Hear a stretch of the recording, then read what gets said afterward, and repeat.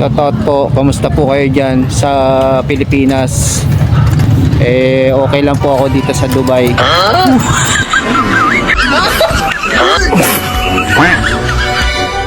Ano na po sa pamilya ko, wag po kayo mag-alala, okay lang po ako dito.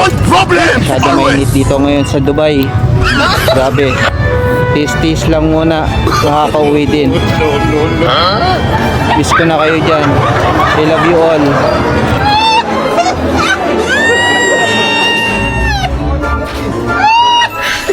No, no.